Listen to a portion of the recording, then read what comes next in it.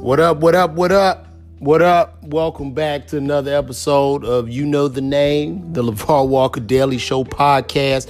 Hope you up. Hope you doing well. Shit, man, I just want to get right into it. Yo, what the hell happened with Jason Mitchell? Now, if you don't know who Jason Mitchell is, one of my favorite shows on television right now, well, not necessarily television, but well, I guess you can say television on streaming, on platforms, whatever, is The Chi. The Chi is one of my favorite shows right now. I love The Chi. I love tuning in. The character Jason Mitchell, Jason Mitchell plays this character on there named, it's Coogie's brother. Let me think of the name. Let me see if I can find the name real quick. Jason Mitchell.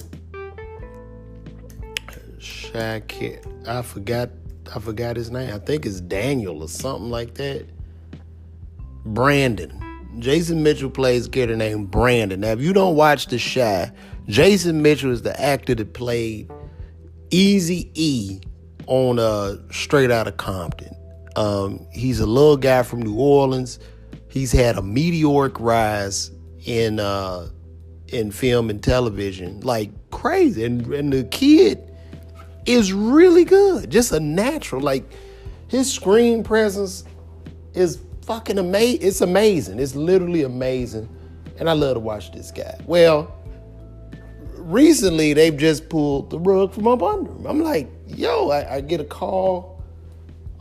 Matter of fact, my wife, because she likes the show too, she tells me, you heard about your boy? And I'm like, what? So I go look it up. Jason Mitchell's management, his agency, they all dropped him. And these big ass agencies, like, in entertainment, when you're with a UTA or APA out in Hollywood, that is pretty big. And I'm not knocking my agency. Shout out to Innovative. But listen, that is a pretty big deal. So, he's in with the big dogs. You know what I mean? So all of a sudden, everything is gone.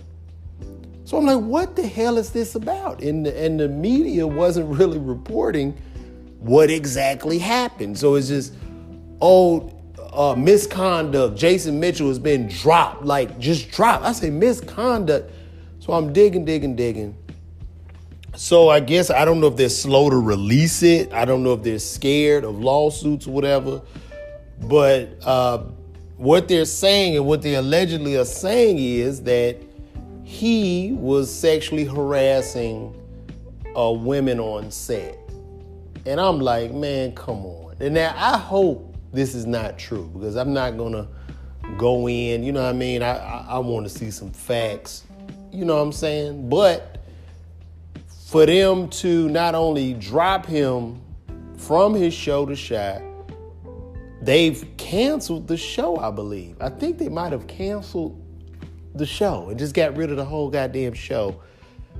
And for them to do that and pull out, because there's a lot of money that goes into these shows. You millions and millions of dollars to shoot a show. Just one episode, it might run, 15 or 20 million for the week.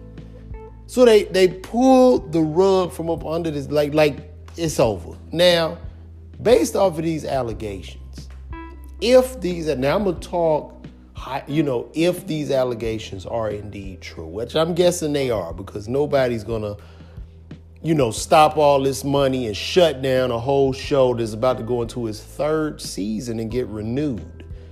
Nobody would stop that momentum.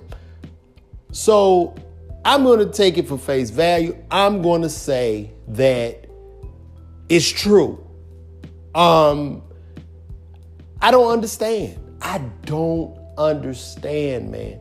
This kid, you got the world, man. And listen, young brothers. If you out there, you doing your thing, man, listen. There's no reason to sexually harass or come at a woman. They're gonna come at you. What are you doing? You don't even have to really talk when you in that realm, when you're up that high. You know what I mean? So just please be careful, because now I'm guessing this kid has lost his whole damn career. You know, him and Columbus Short. And, you know, the thing about entertainment, which I tell people all the time, it's a definite house of cards. And there's a game that you have to play. And you know, seeing what's happened to Bill Cosby, seeing what's happening to so many men, especially if you heterosexual in entertainment or in Hollywood, man, you are definitely walking on an even more delicate eggshell. And especially when your ass is black, when you black too, when you black, heterosexual, you on the rise in Hollywood, nigga, beware. Beware. I don't know why this dude would do this shit. And I guess what happens is this, you know what I'm saying? Because when people are getting money, you know, like it's just a lot of fucking money on the line. So when you look at, when we did Uncle Drew, and you know, I was a part of Uncle Drew because I not only played the Foot Locker character, but I helped do Punch Up for Uncle Drew, you know, just adding little jokes, little ad-libs, whatever I could, you know, whatever I could offer. But there's a call sheet, okay? A call sheet is a sheet for actors, and it basically prioritizes the actors and actresses.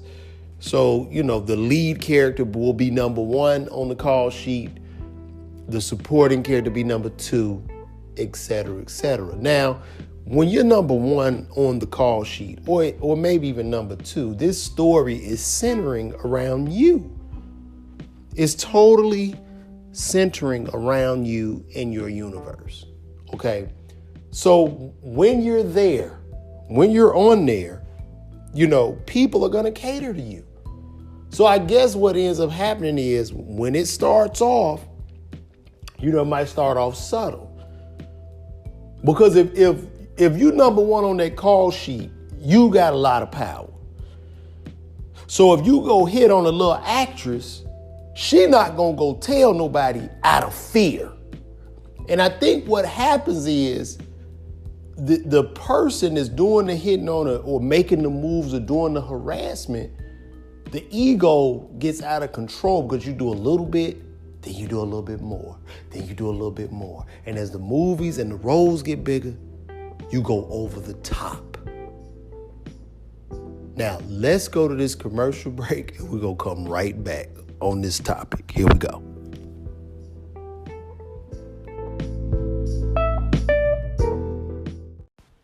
So, listen, I've said this in the beginning of the podcast, but I make these podcasts with an app called Anchor. It's easy. You can get it distributed, and guess what? You can make money. You can do this shit all day, every day, and it's just right from your phone. It's that simple. So sign up for Anchor. Make your own podcast. Grow your fan base. Grow your audience. And make it happen. And I'm telling you this shit because I love you. And I want to see everybody win. So let's go. Anchor Podcast. Let's do this. Go, put it on your phone, and just talking to the goddamn phone and make a podcast just like I'm making. So when you make that podcast, let me know you made it. And let's see you make it happen. Let's make dreams come true.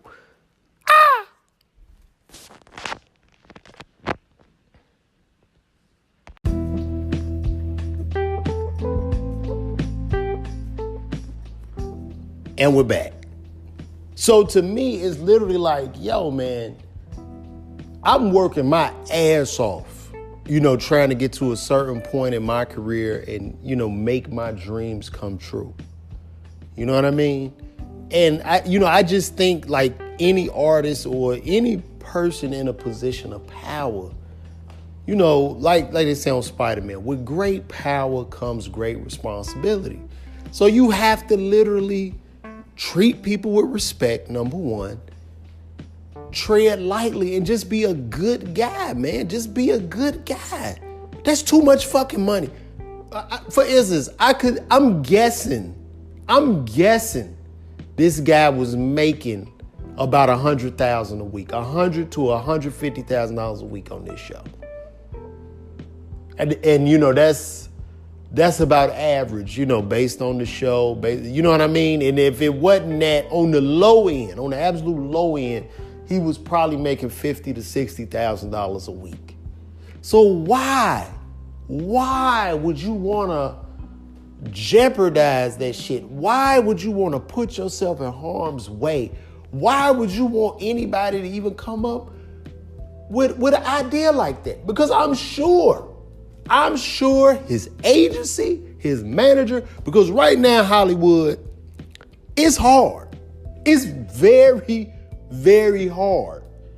In Hollywood right now, they're gatekeepers, kinda, but not really. Because, just with the internet and the leverage you have as an artist, or just a regular person, you could do your YouTube videos, you can get in media, you can get any person. You know what I'm saying? So when you're on a show or on a film or you're in the business, in the industry, and it's successful, everybody wants to preserve that. Everybody, because if I pop as an artist, a lot of people are going to be getting money around me, from my agent, my manager, people that work on the set, craft services, the wardrobe design, everybody, the grips, everybody. You know what I'm saying? So it's like a whole house of cards. It's this whole universe that can be destroyed at any time. And entertainment is definitely a house of cards. So it's like, why, man? Why? I hate to hear like artists, you know what I mean? Like, you see a lot of artists, a lot of entertainers, a lot of celebrities will complain and say, man, this ain't what it is. And I'm thinking to myself, nigga, I just worked 13 hours giving people medication, standing on my goddamn feet. Fuck you. Literally. You're living a dream and you should be thankful. And it's just, it's insane to me, man. It's insane. And I know they tapped that boy on the shoulder several times. Hey, man, we hearing little things, Jason. You might want to just calm down or pump the brake. We don't want any shit. I know they pulled this boy into the room. But his ego, I'm guessing. Now, these are all allegations, whatever. I don't know. But I'm guessing his ego got the best of him. And that shit can happen. Hopefully he wasn't fucking with that cocaine, because that cocaine and ego, that shit does not mix, man. That's when niggas really fuck they shit up, man. Motherfuckers be on that coke in Hollywood, man. That's what really makes people go crazy. That makes you irrational. I think the cocaine turns your ego into a psychotic monster that really eats you alive. Now, I'm not saying this man is doing any drugs. I'm not saying that. I'm saying what happens in Hollywood when you hear these stars flip out and do this and do that. And I think, too, if you are in entertainment, if you're a comedian, whatever, you listening to me, understand, I don't give a fuck how righteous you are or whatever you're doing. You're inside of a game. You're in a game and you have to play the game. Put your jersey on and shut the fuck up and play. You dig what I'm saying? A lot of people get in this business with all that complaining and bitching and moaning. Put your jersey on and shut the fuck up, because it's like literally you an NBA player, but your ass just sitting in the stands whining all fucking day. Just play the game. Play ball. Take care of your family, man. Change your generation. Change your story.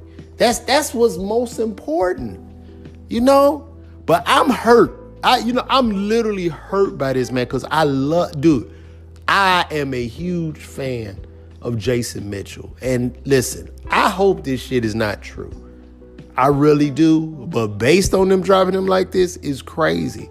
Now, speaking on that, what I don't like is I don't know what led up to it.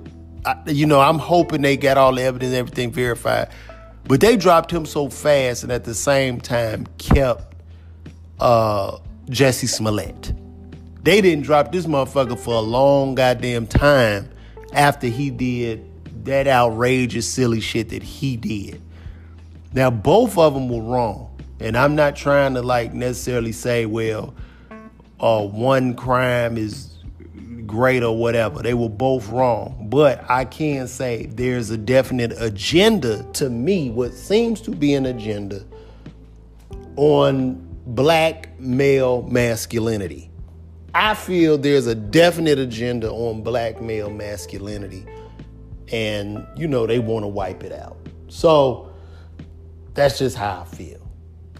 And I'm going to leave it at that. I just wanted to come give my thoughts on this. My name is LaVar Walker. This is the show. And I'm thankful that you tuned in today. Thankful. I'm just thankful. I'm in a really, really good place right now. I've been in a really good place lately, just mentally. I've been trying to read about 30 minutes a day. I'm taking in good information, and I've been doing it for quite some time. And I'm really feeling good. I'm really feeling optimistic. I'm really feeling like growth and prosperity is here, and it's even coming to you as well. So I'm going to leave you on this note, just thankful for you, thankful for my mom, dad, my family, everybody in my life, my in-laws, everybody. And thank you for tuning in. So please, man, go on iTunes, give me a review, a rating. It will mean the world to me. If you left a comment, let me know what you like, what you dislike about the show.